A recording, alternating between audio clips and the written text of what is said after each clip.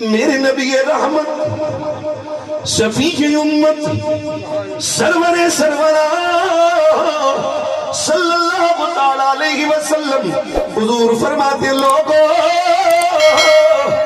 جس وقت کوئی جوان اللہ کی حضور اس کے خوف سے توبہ کرتا ہے،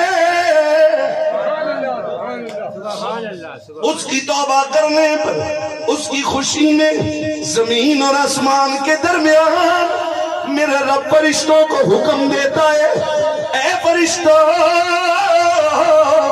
ایک بڑا سا چراغ روشن کرو۔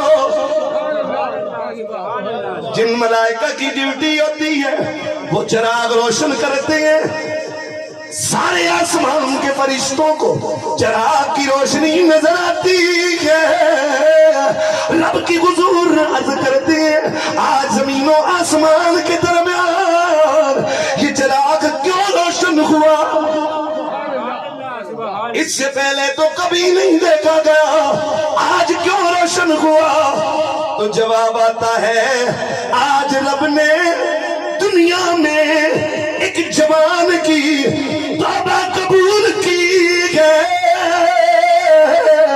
اس کی خوشی میں آج چراغ روشن کیا گیا ہے۔